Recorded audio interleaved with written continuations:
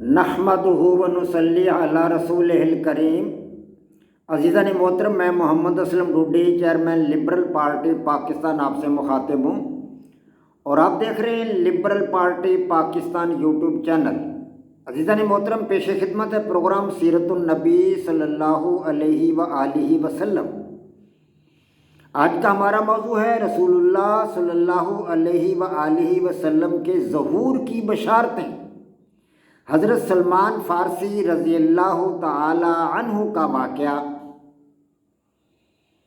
عزیزان محترم، ابن اسحاق جو سیرت ابن اسحاق کے مصنف ہے، ان کا کہنا ہے کہ مجھ سے عاصم بن عمر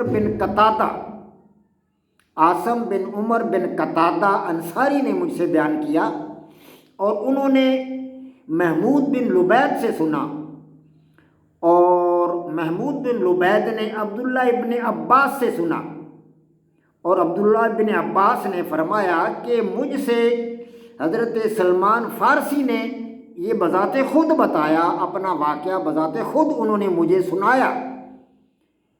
حضرت سلمان فارسی نے کہا کہ میں اصفہان کی ایک بستی حبی کا رہنے والا تھا۔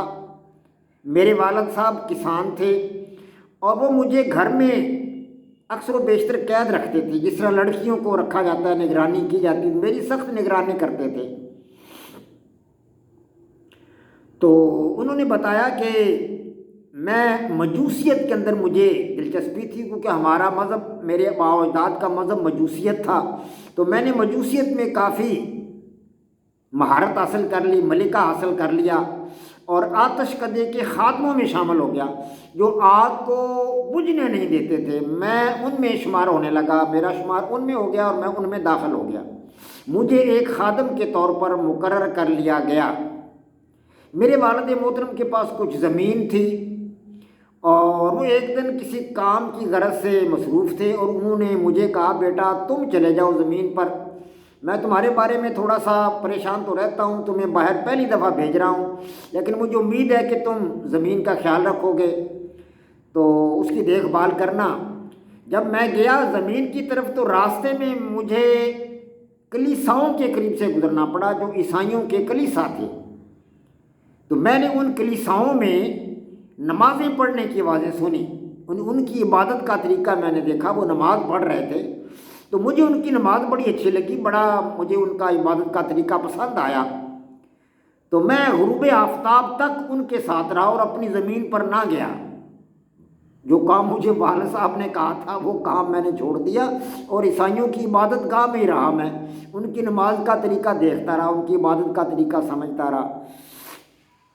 تو میں نے عیسائیوں سے پوچھا کہ میں آپ کا دین سیکھنا چاہتا ہوں، ہم تو آگ کی پوجا کرنے والے ہیں، مجوسی ہیں، تو آپ کا دین بہت اچھا ہے، آپ تو بڑی اچھی عبادت کرتے ہیں، بڑے اچھے انداز سے نماز پڑھتے ہیں، تو مجھے آپ کا دین سیکھنے کے لیے کیا کرنا ہوگا؟ تو حضرت سلمان فارسی بتاتے ہیں کہ مجھے عیسائیوں نے بتایا کہ تمہیں شام جانا ہوگا۔ تو میں اپنے والد صاحب کے پاس مغرب کے قریب جا کر واپس آیا، تو وہ مجھ سے بڑے ناراض ہوئے، کہنے لگے بیٹا تم نے اتنی دیر کیوں کر دی؟ تو میں نے انہیں بتایا کہ میں کلیساؤں کے قریب سے گزرا تو وہاں پادریوں سے ملاقات ہوئی، ان کے مذہبی لوگوں سے ملاقات ہوئی، وہ دین تو ابو بہت اچھا ہے، وہ لوگ نماز پڑھتے ہیں، بڑی اچھی اچھی باتیں بتاتے ہیں، تو ہم تو آگ کی پوجا کرتے ہیں۔ تو اس کے والد نے کہا بیٹا ہمارا دین اچھا ہے، وہ دین اچھا نہیں ہے۔ تو سلمان فارسی نے کہا میں نے اپنے والد صاحب کے ساتھ ضد کی کہ عیسائیوں کا دین اچھا ہے، ہمارا دین تو آگ کی پوجا کا ہے، آگ میں کیا رکھا ہے، آگ تو کچھ بھی نہیں ہے۔ تو حضرت سلمان فارسی بتاتے ہیں کہ میرے والد صاحب نے کہا کہ بیٹا تم غلط راستے پر جا رہے ہو، انہوں نے میرے پاؤں میں بیڑیاں ڈال دی اور مجھے قید کر دیا گھر میں۔ تو اب میری خواہش تھی کہ میں کسی طریقے سے شام پہنچوں اور عیسائیت جو مذہب ہے اس کو اختیار کروں اور اس کو سمجھوں۔ تو شام جانے والے ایک قافلے کے ساتھ میں نے اپنی بیڑیاں نکال دی اور گھر سے دوڑ گیا اور شام جانے والے ایک قافلے کے ساتھ شامل ہو گیا۔ تو اس قافلے کے ساتھ میں شام میں پہنچ گیا۔ تو میں وہاں ایک شہر میں گیا، میں نے وہاں لوگوں سے پوچھا کہ اس شہر میں جو ہے اس دین جو عیسائیت کا دین ہے، اس دین میں سب سے زیادہ علم والا کون شخص ہے؟ تو مجھے بتایا گیا کہ کلیسا کا اسقف۔ تو میں کلیسا کے اسقف کے پاس گیا وہ بہت اچھا آدمی تھا، مجھے بڑے پرتپاک انداز سے ملا، اس نے میری بڑی عزت کی، میری تکریم کی، میں اس کے پاس کافی عرصہ رہا۔ جب وہ مرنے کے قریب ہوا میں نے عیسائیت کی بہت ساری باتیں سیکھی اسے۔ جب وہ قریب المرگ تھا تو میں نے اس سے کہا کہ استاد جی مجھے کسی ایسے آدمی کا نام بتا دیجئے جس سے میں باقی مدہ دین کی باتیں سیکھوں۔ آپ تو اللہ تبارک و تعالیٰ کے ہاں جانے والے ہیں، بڑھاپا ہے، آپ کی عمر جو ہے وہ گزر چکی اور آپ مرنے والے ہیں۔ تو انہوں نے کہا بیٹا میں آپ سے بڑی محبت کرتا ہوں، میری نگاہ میں کوئی ایسا آدمی نہیں ہے جو اب اس دین پر ہو، کیونکہ اس دین میں بڑی تبدیلیاں آ گئی ہیں، لوگوں نے انجیل میں بہت ساری باتیں اپنے طور پر شامل کر لی ہیں۔ جو حقیقی انجیل ہے ہمارے پاس اس کا کوئی عالم میری نگاہ میں نہیں ہے، البتہ موصل میں ایک آدمی ہے، تم اس کے پاس چلے جاؤ۔ انہوں نے مجھے اس کا پتہ دیا تو میں موصل میں آ گیا۔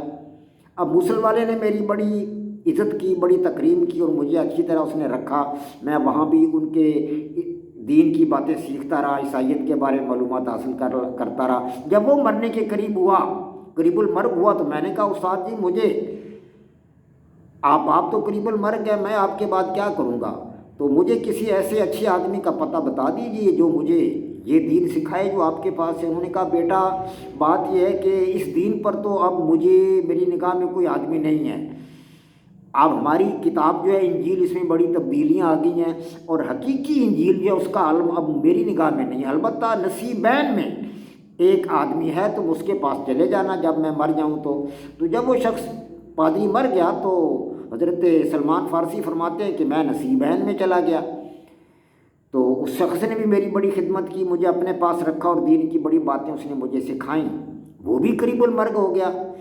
جب وہ قریب المرگ ہوا تو میں نے کہا استاد جی آپ تو قریب المرگ ہیں، مجھے دین کی باتیں بتانے کے لیے کوئی راستہ بتائیں، میں اب کیا کروں۔ تو انہوں نے کہا بیٹا اس دین میں مہارت رکھنے والا میری نگاہ میں کوئی آدمی نہیں ہے، البتہ جو ہے اموریہ، تو آپ اموریہ کے اندر چلے جائیں، وہاں ایک آدمی ہے جو حقیقی انجیل کو جانتا ہے، اس کا ماہر ہے، باقی لوگوں نے تو انجیل میں تبدیلیاں کر دی، یہاں اور کوئی اس کا ماہر نہیں ہے، کوئی صحیح آدمی نہیں ہے، آپ اموریہ میں چلے جائیں، ایک پادری ہے وہاں پر۔ تو وہ حضرت سلمان فارسی فرماتے ہیں کہ میں اموریہ چلا گیا۔ تو جب اموریہ والا جو تھا اس نے بھی میری بڑی خدمت کی، میرا بڑا پرتپاک استقبال کیا، بڑی میری عزت کی اور میری آؤ بھگت کی، اور مجھے اس نے اپنے پاس رکھا، میری خدمت کرتا رہا، لیکن وہ بھی قریب المرگ ہو گیا۔ جب وہ مرنے کے قریب ہوا تو میں نے کہا استاد جی آپ تو قریب المرگ ہیں، مجھے کوئی راستہ بتا دیں کہ میں آپ کے دین پر قائم رہوں اور اس کی باتیں مزید سیکھوں۔ تو اس نے کہا بیٹا اب میرا وقت جو ہے وہ آخری آ چکا ہے اور میری سمجھ بوجھ کے مطابق اس دین پر اب کوئی آدمی صحیح نہیں ہے جو اس دین پر چلنے والا ہو۔ انجیل کے اندر بڑی تبدیلیاں آ گئی ہیں، اس مذہب میں بڑی تبدیلیاں آ گئی، البتہ میں تمہاری رہنمائی کر سکتا ہوں، اور وہ یہ ہے کہ ایک نبی کا زمانہ قریب آ چکا ہے، ایک نبی کا زمانہ قریب آ چکا ہے اور وہ آخری نبی ہے، آخری نبی ہے، اس کا ظہور عرب کے ملک کے اندر ہوگا۔ یہ میری باتیں سمجھ لو، سن لو اور ان پر عمل کرنا۔ اس کا ظہور سرزمین عرب میں ہوگا اور وہ مدینہ کی طرف ہجرت کرے گا، مدینہ کی طرف ہجرت کرے گا، ہدیہ نہیں کھائے گا، ہدیہ کھائے گا لیکن صدقہ نہیں کھائے گا، ہدیہ کھا لے گا لیکن صدقہ نہیں کھائے گا، اور اس کے دونوں شانوں کے درمیان مہر نبوت ہوگی۔ تو میں مدینہ جانے والے قافلے میں شامل ہو گیا، وہ پادری صاحب تو انتقال فرما گئے، میں مدینہ جانے والے قافلے میں شامل ہو گیا۔ حضرت سلمان فارسی فرماتے ہیں تو وہ کہتے ہیں کہ قافلے والوں نے میرے ساتھ یہ زیادتی کی کہ انہوں نے مجھے راستے میں ایک آدمی کے ہاتھ فروخت کر دیا اور میں غلامی کی زندگی میں چلا گیا۔ میرا مالک، میری خوش قسمتی کہ میرا مالک مجھے مدینے لے آیا، میں مدینہ آنا چاہتا تھا، میرا مالک مجھے مدینہ ہی لے آیا، میں بڑا خوش تھا کہ چلو میں اس آخری نبی کے دیس میں آ گیا ہوں، جب وہ ظاہر ہوگا تو میں اس کے ہاتھ پہ دین قبول کر لوں گا، اس کا مذہب قبول کر لوں گا۔ تو وہ اپنے آقا کی غلامی میں تھا اس وقت حضرت سلمان فارسی، تو انہوں نے فرمایا کہ میں اپنے آقا کی غلامی میں تھا، ایک دن میں نے موقع پا کر میں نکلا، نبی علیہ الصلوۃ والسلام سے ملاقات کے لیے، آپ صلی اللہ علیہ وسلم کا ظہور ہو چکا تھا، لوگوں نے مجھے بتایا کہ آخری نبی دنیا میں تشریف لا چکے ہیں، آ چکے ہیں، محمد صلی اللہ علیہ وسلم ان کا نام ہے اور وہ مدینہ میں آ چکے ہیں، مدینہ میں پہنچ چکے ہیں۔ پہلے وہ مکہ میں تھے، مکہ سے ہجرت کر کے وہ مدینہ میں آ چکے ہیں۔ تو نبی علیہ الصلوۃ والسلام کی ایک نشانی یہاں پوری ہو چکی تھی، اس نے سنا تھا کہ وہ ہجرت کر کے مدینہ آئیں گے۔ تو یہ پہلی نشانی حضرت سلمان فارسی فرماتے ہیں کہ میرے نزدیک ایک نشانی پوری ہو گئی تھی کہ وہ عرب کے اندر ظہور ان کا ہوگا اور وہ مدینہ کی طرف ہجرت کریں گے۔ تو مجھے پتہ چل گیا تھا کہ وہ مدینہ تشریف لا چکے ہیں، مکہ سے آئے ہیں، وہاں سے ہجرت کی، مدینہ آ چکے ہیں۔ تو میں ان کو ملنے کے لیے گیا، تو نبی علیہ الصلوۃ والسلام کے ساتھ قباء کے اندر میری ملاقات ہوئی۔ آپ قباء میں تھے اس وقت۔ تو میں نے باقی نشانیوں کا بھی جائزہ لینا چاہا، تو میں نے انہیں صدقہ پیش کیا۔ تو حضرت محمد مصطفیٰ صلی اللہ علیہ وسلم نے وہ صدقہ اپنے صحابہ کے سامنے رکھ دیا، کہنے لگا صحابہ تم کھاؤ۔ آپ صلی اللہ علیہ وسلم نے خود نہیں کھایا کیونکہ وہ صدقہ تھا۔ تو میں سمجھ گیا میری دوسری نشانی جو تھی، جو مجھے پادری نے بتائی تھی، وہ بھی پوری ہو گئی تھی کہ آپ صدقہ نہیں کھائیں گے، ہدیہ کھائیں گے۔ تو میں کچھ دن ٹھہر کر پھر دوبارہ گیا، اب میں ہدیے کی چیزیں لے کر گیا۔ پہلے صدقے کی چیزیں لے کر گیا تھا، وہ آپ نے نہیں کھائیں، اپنے صحابہ کے سامنے پیش کر دیں۔ اب میں ہدیہ کی چیزیں لے کر گیا، تو اب میں نے ہدیہ آپ کے سامنے پیش کیا، تو آپ صلی اللہ علیہ وسلم نے اسے قبول کر لیا، خود بھی کھایا اور اپنے صحابہ کو بھی کھلایا۔ آپ صلی اللہ علیہ وسلم کی تین نشانیاں پوری ہو گئی تھیں۔ اب تیسری نشانی رہ گئی تھی مور نبوت والی۔ تو اب میرا اشتیاق بڑھ گیا تھا کیونکہ تین نشانیاں پوری ہو چکی تھی۔ اب میرے دل کے اندر بہت زیادہ اشتیاق پیدا ہو چکا تھا کہ تین نشانیاں پوری ہو چکی ہیں۔ تو میں آپ صلی اللہ علیہ وسلم کے ارد گرد چکر کاٹنے لگا آپ کی پشت مبارک کو دیکھنے کے لیے۔ تو نبی علیہ الصلوۃ والسلام سمجھ گئے کہ یہ شخص جو ہے میرے پشت کی طرف آ رہا ہے، تو یہ میری مور نبوت کو دیکھنا چاہتا ہے۔ تو نبی علیہ الصلوۃ والسلام نے اپنے شانہ مبارک سے چادر خود بخود ہٹا دی، تو میں نے مور نبوت کو دیکھا دونوں شانوں کو درمیان، اور اپنے ہونٹوں سے اس کو چوم لیا۔ آپ صلی اللہ علیہ وسلم کی چاروں نشانیاں میرے سامنے پوری ہو چکی تھی۔ تو میں آپ صلی اللہ علیہ وسلم کے سامنے بیٹھ گیا اور آپ صلی اللہ علیہ وسلم سے کہا کہ یا رسول اللہ، میں آپ کے دین میں آنا چاہتا ہوں، مجھے اپنے دین میں قبول کیجیے۔ مجھے یہ چار نشانیاں بتائی تھیں پادری نے، وہ چاروں نشانیاں میں نے ان کا جائزہ لیا، آپ کی وہ چاروں نشانیاں پوری ہو گئی ہیں، لہذا میں آپ کو اللہ کا سچا نبی مانتا ہوں، آپ خدا کے سچے نبی ہیں، رسول ہیں، میں آپ کی ذات پر ایمان لاتا ہوں۔ تو نبی علیہ الصلوۃ والسلام نے انہیں کلمہ پڑھایا، مسلمان کر لیا۔ لیکن وہ تھا تو بیچارہ غلام، وہ واپس اپنے آقا کے پاس چلا گیا۔ تو نبی علیہ الصلوۃ والسلام نے اسے کہا کہ تم اپنے آقا سے کچھ پیسے دے کر آزادی حاصل کر لو۔ تو اس نے اپنے آقا سے بات کی، اس نے آقا نے کہا کہ مجھے 40 اوقیہ سونا اور 300 کھجور کے درخت لگا دو تو میں تمہیں آزاد کر دوں گا۔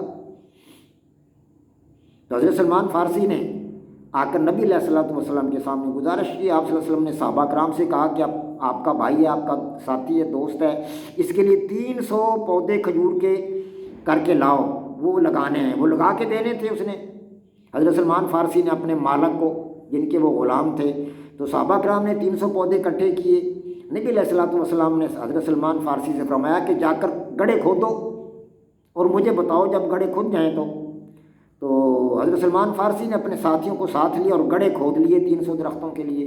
پھر نبی علیہ الصلوۃ والسلام نے اپنے دست مبارک سے ان گڑھوں کے اندر کھجور کے پودے لگائے۔